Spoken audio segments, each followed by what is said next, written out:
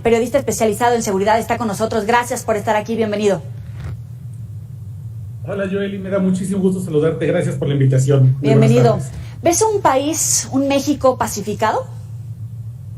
No, de ninguna manera. Estamos entrando al año 15 prácticamente de la guerra contra el narco y somos un país que al menos en las promesas de la guerra contra el narco no se cumple cuando vemos lo que pasa en las calles. La guerra contra el narco principalmente prometía tres cosas. Prometía menos grupos delictivos en la calle, prometía menos droga accesible para las personas y al mismo tiempo prometía mayores niveles de certeza y honestidad dentro de las corporaciones policíacas. Hoy, por ejemplo, pasamos de tener un cártel hegemónico, como en su momento fue el cártel de Sinaloa, a tener otro cártel hegemónico, el cártel Jalisco Nueva Generación, y al mismo tiempo cerca de hasta 78 grupos criminales que tienen distintas denominaciones y distintas zonas de dominio por todo el país. Están desde los históricos, como el cártel de Sinaloa, o cártel del Pacífico, hasta algunos cárteles locales como el cártel Santa Rosa de Lima, el cártel de Tláhuac, la Unión Tepito, los Rojos, los Guerreros Unidos, que han atomizado por completo el mapa criminal y han hecho más difícil de combatir. Tenemos más drogas, evidentemente, el consumo de drogas se ha disparado en los últimos años, es una de las manifestaciones más claras de fracaso de la guerra contra el narco. Específicamente hay una decidida subida en el consumo, por ejemplo, de drogas de diseño como las metanfetaminas, que tienen un alto poder adictivo y que son gran parte de las drogas que le dan mucha ganancia millonaria a los cárteles mexicanos que hacen negocios transnacionales en Asia, por ejemplo, con especial dedicación al cártel Jalisco Nueva Generación. Y no tenemos hoy mejores policías municipales ni mejores policías estatales. Es de hecho todo lo contrario. Hemos tenido que avanzar en una militarización de la Guardia Nacional justamente porque no hay confianza en que las policías municipales, que son las que deberían tomar el control de la seguridad de acá y de los ciudadanos, no están debidamente capacitados ni están completamente blindados del embate de corrupción y de violencia que es el crimen organizado. Y no hay que olvidar uno de los indicadores que nos ponen como mayor punto de referencia del fracaso de la estrategia de seguridad. Seguimos siendo un país que en promedio tiene 90 homicidios al día. Hay días que tenemos 88, hay días que tenemos 100, hay días que hemos rebasado 100, pero somos un país que básicamente tiene niveles de muerte muy parecidos a una guerra, aunque técnicamente no estamos en guerra. Comenzabas diciendo que son 15 años en esta guerra. Cuando hablas de que la política de seguridad no ha dado resultados, no solamente es la de este sexenio, ¿no? Efectivamente, no solamente la de este sexenio, es prácticamente, yo lo dividiría, Gauli, en 4 momentos. El momento en que el priismo, cuando era el partido hegemónico, decide llevar las riendas de la seguridad del país haciendo esta Pax Narca, negociando con grupos criminales históricos para que supuestamente ellos tuvieran la especie de control del país, que evidentemente no funcionó. Luego tenemos el inicio de la guerra contra el narco, que inició el presidente Felipe Calderón, que tenía una modalidad similar, pero había elegido con mucha decisión a alguien que iba a ser el que iba a llevar toda la relación con los grupos criminales. Y ese era evidentemente el cártel de Sinaloa. Incluso el Chapo Guzmán le llama a su intento por ser el mando único del crimen organizado, la federación, y hace alianzas con Genaro García Luna para llevar a cabo esta pacificación del territorio, que de vuelta no sucede. Luego viene el presidente Enrique Peña Nieto y él aborda una estrategia de objetivos prioritarios. Y su gobierno se fija 122 objetivos prioritarios que tenían como objetivo detener o abatir a los principales capos de las drogas. Y, de hecho, logran hacer la mayoría. De los 122 objetivos prioritarios, el presidente Enrique Peña Nieto arresta o abate a cerca de 110. Pero eso, evidentemente, no mejoró la seguridad en el país. Al contrario, empezaron a crecer los niveles de inseguridad y de violencia, marcadamente en secuestro, en homicidio y en extorsión. Y luego tenemos la estrategia del presidente Andrés Manuel López Obrador, que a mi juicio es la que entiende mejor las dinámicas del país, pero que lamentablemente está mal implementada, que es abrazos no balazos. Que básicamente es la idea es ir al fondo de las consecuencias de la criminalidad y atacarlos con programas sociales, con transferencias de efectivo en becas, con programas de empleo directo, para que la gente no tenga que ir hacia las filas del crimen organizado. Sin embargo, ese es un plan que funciona a mediano plazo o a largo plazo, pero a corto plazo no funciona. Y la gente ya está harta. La situación de emergencia en el país es de tal tamaño que se necesita una estrategia para ahorita, para mañana prácticamente. y lamentablemente no ha funcionado porque también escapa a algunas lógicas de la criminalidad. Déjame ponerte un ejemplo muy rápido de por qué abrazos no balazos no funciona siempre. Por ejemplo, en Tepito, el típico foco rojo de la criminalidad en la Ciudad de México, nadie se muere de hambre. La gente en Tepito nunca se va a morir de hambre. Siempre va a tener un vecino o una vecina que le va a dar un taco de frijoles, que le va a dar una torta de jamón, que le va a decir, bájate y te sirvo una sopita. El problema en Tepito de la criminalidad no tiene que ver con que la gente no tenga dinero para comer y por eso entonces se une a la Unión Tepito o al Cártel Jalisco Nueva Generación o al Cártel de Tláhuac. Tiene que ver con una especie de mercantilización de la vida, en el cual la mayoría de los chicos de Tepito, lo que más desean en la vida no es un título universitario, no es un negocio propio, desean básicamente una motocicleta itálica, un iPhone o unos tenis Jordan. Y esa dinámica social de cómo el narco, el crimen organizado, ha ido creando fetiches que para algunos grupos pueden ser los símbolos del éxito, es donde creo que la estrategia actual de seguridad no ha funcionado del todo. Y por eso no logra responder a las dinámicas sociales actuales que nos tienen hoy metidos en este problema. 15 años de la guerra contra el narco y no podemos dejar de ser un país que todos los días ve masacres, que todos los días ve colgados, bombas, extorsiones y que lamentablemente lo hemos normalizado. Decía Lili Téllez que parecía que México había sido una plaza entregada para los criminales. ¿Es así? ¿Lo ves así? Sí, claro, por supuesto, absolutamente de acuerdo con esa parte. Es lo único del diagnóstico de Lili Téllez con el que estoy de acuerdo. Porque el crimen organizado no es un error del sistema, es una creación del sistema. Los cárteles existen porque el poder político necesita que existan. Necesita que haya un grupo criminal que genere una cantidad brutal de dinero con drogas para que ese dinero pueda lavarse, por ejemplo, en un sistema financiero legal como el de las casas de cambio, las hotelerías, los restaurantes, los campos agrícolas, y que de ese dinero lavado puedan entonces derivarse, por ejemplo, ganancias millonarias a campañas políticas para que entonces alcance el presupuesto a toda la clase política.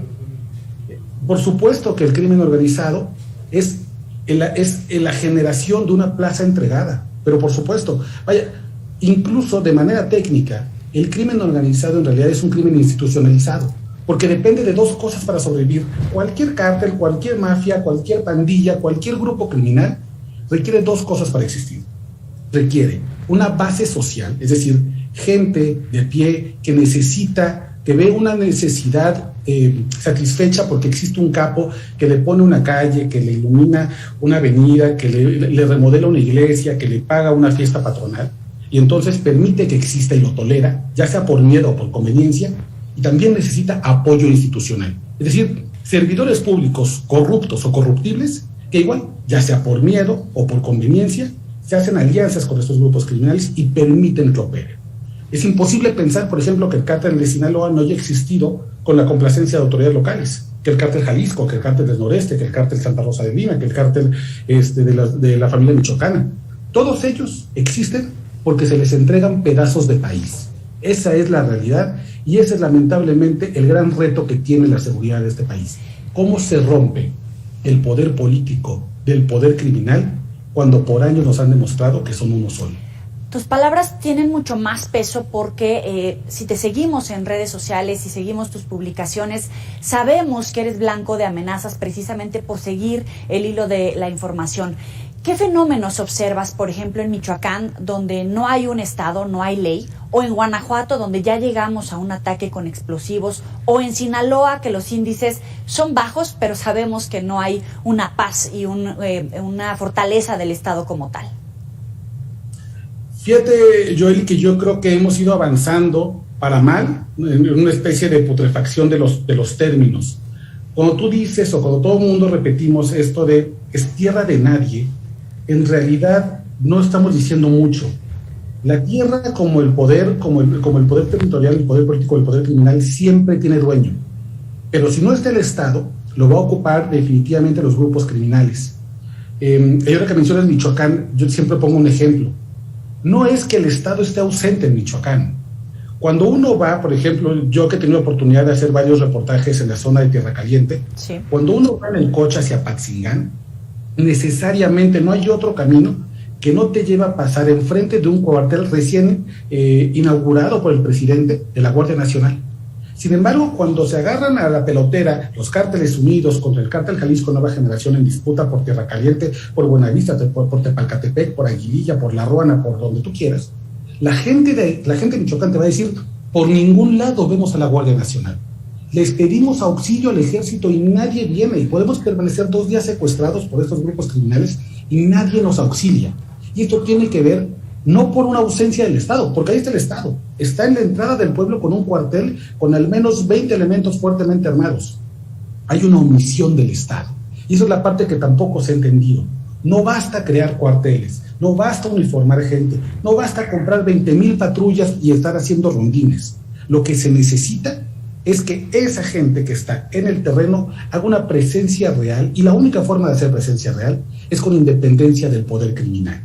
Por eso entonces podemos ver que hay granadazos en Guanajuato, que sigue habiendo las ejecuciones históricas que están en Sinaloa, que sigue habiendo robo de combustible en la frontera chica en Tamaulipas, que hay zonas completamente, absolutamente sitiadas en la Sierra Mapolera de Guerrero, y así nos podemos ir por regiones diciéndote dónde ha perdido el Estado poder, soberanía, territorio, principalmente no porque no esté a nadie, es porque ellos han decidido entregarlo y convertirse únicamente en administradores de una región que entregaron al crimen organizado. Finalmente, Estados Unidos añadió a socios del Mayo a la lista negra del Departamento del Tesoro y triplicó la recompensa por el Mayo Zambada. ¿Qué señales envía? Bueno, envía que el Mayo Zambada, a sus 73 años, sigue siendo un jugador global dentro del mapa criminal, no solamente en México, sino en Estados Unidos.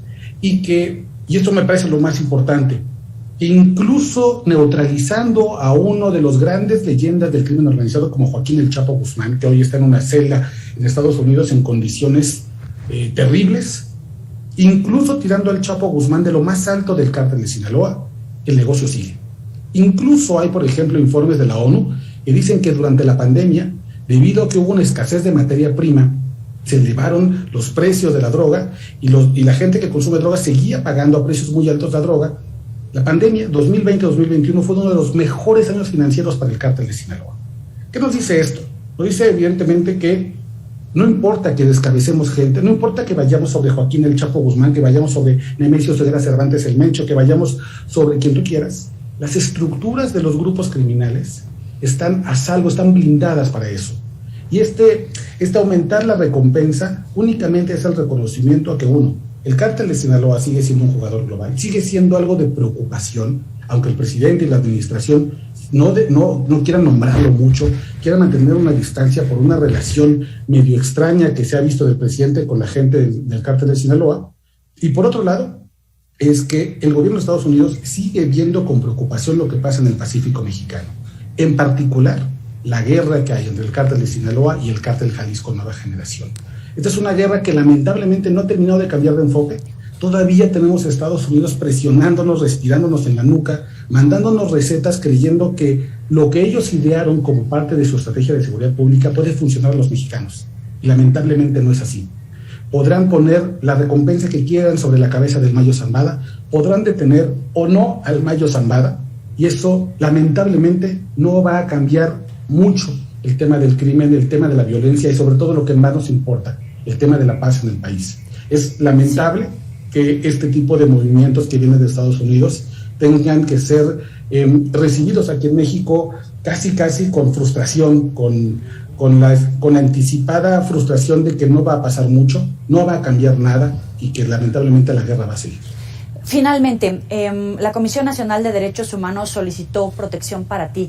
¿Has tomado alguna medida al respecto? ¿Ya te están cobijando, por decirlo de alguna manera? ¿Y cómo te sientes, no?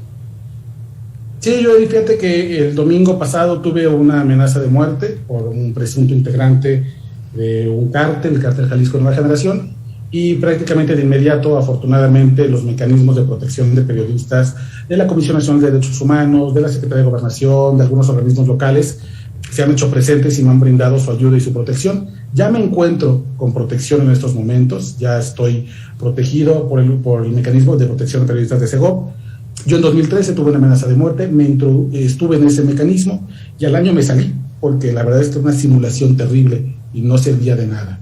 En esta ocasión he decidido darles una especie de voto de confianza. Me aseguran que las cosas han cambiado, que se han fortalecido los protocolos para que el mecanismo realmente sirva, y por eso es que he decidido volver a entrar al mecanismo. Pero decirte también, Joanny, que si hay que salirse del mecanismo y decir por qué uno se sale, lo voy a hacer, porque no está solamente mi vida de por medio. El que el mecanismo funcione tiene que ver y incide directamente en la gente que está realmente con el cuello en la línea de fuego, que son los colegas periodistas que están fuera de la Ciudad de México.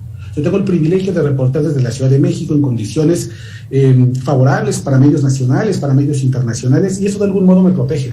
Pero que el mecanismo funcione, eso salva la vida de muchos colegas que están en condiciones muy precarias, no tan privilegiadas como las mías, y que hay que decirlo todo el tiempo.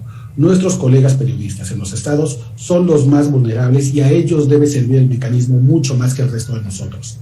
Y por el momento ahora, Joanny, me siento tranquilo, bien, seguiré haciendo mi trabajo, lo que siempre he hecho, mi agenda se mantiene exactamente igual. Hoy participé en Nación Criminal, en mi espacio que tengo en MBS Noticias, y hablé de vuelta sobre el cártel Jalisco, y hablé de vuelta sobre el cártel del Noreste, y así me mantendré, porque a nadie le sirve un periodista callado. Oscar Balmen, periodista, gracias por estar aquí con nosotros, con el auditorio de Mega Noticias. Un abrazo fuerte. A ti, Joel, un abrazo, que tengas muy buena tarde. Buena tarde.